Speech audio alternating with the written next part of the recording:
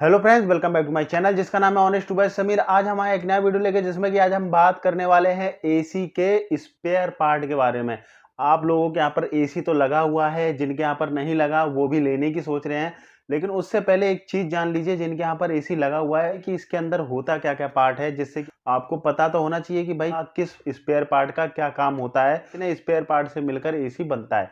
तो चलिए शुरू करते हैं वीडियो शुरू करने से पहले आपसे एक रिक्वेस्ट रहेगी, चैनल को अगर सब्सक्राइब नहीं किया तो चैनल को सब्सक्राइब करना ना भूलिएगा। एसी होती कितनी तरह की है? एसी होती है 3 तरह की। पोर्टेबल होती है, फिर होती है विंडो, फिर होती है स्प्लिट एसी। तो देखिए, कोई सा भी एसी हो, चाहे पोर्टेबल हो, चाहे विंडो हो, चाहे स्प्लिट हो, जो भी प्रोसेसिंग रहती है तीनों की सेम रहती है। बस उनकी इंस्टॉलेशन की जगह बदल जाती है। बाकी जितनी भी एसेसरीज, जितने भी स्पेयर पार्ट होते हैं वो सारे सेम ही होते हैं। तो चलिए बात करते हैं एसी के अंदर कितने स्पेयर पार्ट होते हैं, एसी किन किन स्पेयर पार्ट से मिलकर बना हुआ है। अगर स्प्लिट एसी की बात करें तो स्प्लिट एसी में 2 यूनिट होते हैं। पहला होता है इंडोर यूनिट, दूसरा होता है आउटडोर यूनिट। जो सबसे पहले हम इंडोर यूनिट की बात करेंगे। जो इंडोर यूनिट है वो आपके रूम में लगता है, तो उसके स्पेयर पार्ट की बात करते हैं। तो इंडोर यूनिट में सबसे पहला होता है ब्लोवर। ब्लोवर जो होता है उसका काम होता है हवा फेंकना। एयर जो थ्रो होती है ना एसी से, आप बेड पे लेटे हुए हो या बैठे हुए हो तो उसमें से एयर आती है, तो वो आती है ब्लोवर पार्ट की वजह से। ब्लोवर इस तरह से घूमता है और आपको हवा देता है। जो आपका कमरा है उसमें एयर आएगी ही नहीं अगर ब्लोवर नहीं लगा होगा तो। दूसरा पार्ट होता है ब्लोवर मोटर। ब्लोवर मोटर होती है, वो क्या काम करती है कि ब्लोवर को घुमाने का काम करती है। ये जैसे पंखा होता है ना, पंखा की जो पंखड़ी होती है वो उसके लिए, वो जब घूमती है तो वो किसकी वजह से घूमती है? वो घूमती है उसकी मोटर की वजह से। इसी तरह से ब्लोवर लंबा होता है, मोटर की वजह से वो राउंड राउंड घूमता है। तीसरा पार्ट आता है इंडोर यूनिट के अंदर पीसीबी। पीसीबी बहुत ही जरूरी पार्ट होता है एसी के अंदर, क्योंकि पीसीबी ऐसा पार्ट होता है कि इससे पूरा एसी कंट्रोल होता है। रिमोट से आप ऑपरेट करते हो और पीसीबी एक तरह से मान के चलिए कि उसका माइंड, एसी का जो माइंड होता है वो पीसीबी होता है। जहां भी जो भी कुछ हो रहा होता है सब पीसीबी के थ्रू हो रहा होता है। पीसीबी से ही सारी इंफॉर्मेशन एसी के पास में जाती है। तो पीसीबी जो होता है बहुत ही जरूरी पार्ट होता है। अगर पीसीबी में प्रॉब्लम आती है तो ये मान के चलिएगा कि आपका जो एसी है बहुत ज्यादा खर्चा मांग रहा है। मेनली जो पीसीबी होता है वो पूरे सिस्टम को कंट्रोल करता है, पूरी एसी को कंट्रोल करता है। नेक्स्ट स्पेयर पार्ट होता है इवेपोरेटर, मतलब ये होता है कंडेंसर कॉइल।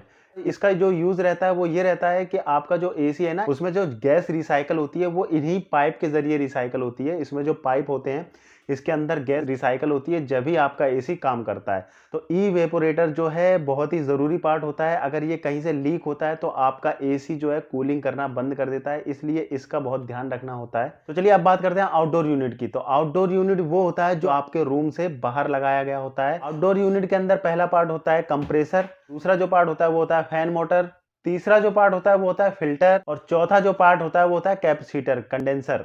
तो चलिए एक एक करके इनके बारे में जान लेते हैं। कंप्रेसर जो होता है वो पूरी गैस को रोटेट करने का काम करता है। अब ये मान के चलिए एक इंसान के अंदर क्या होता है, उसका हार्ट जो होता है, उसका जो दिल होता है, वो आप कंप्रेसर मान के चलिए। उसका काम क्या होता है? ब्लड को सर्कुलेट करना।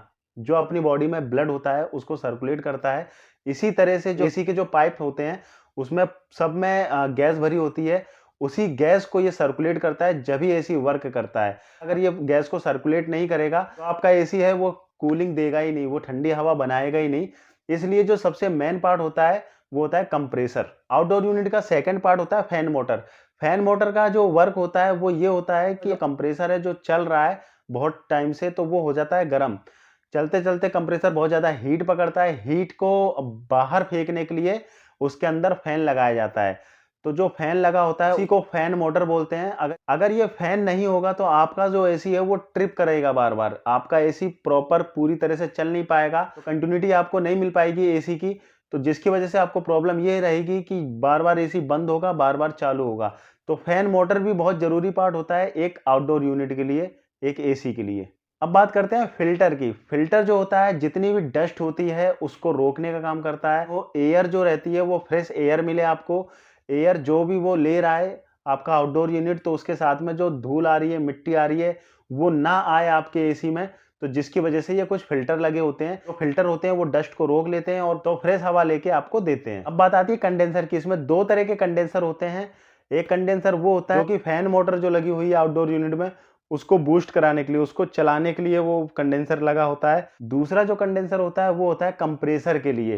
तो इसमें 2 तरह के कंडेंसर होते हैं और किसी-किसी मॉडल में सिर्फ एक ही कंडेंसर आता है जिससे दोनों ही ऑपरेट हो जाते हैं। अगर आप पाइप की बात की जाए तो इसमें 2 तरह के पाइप होते हैं। आपने देखा होगा जब आपके यहाँ पे इंस्टॉलेशन होती है तो 2 तरह के पाइप चलते हैं। वो दोनों ही पाइप जो होते हैं वो गैस के पाइप होते हैं। तो इसमें एक मोटा पाइप होता है, एक पतला पाइप होता है। तो जो मोटा पाइप होता है उसको बोलते हैं सक्शन पाइप।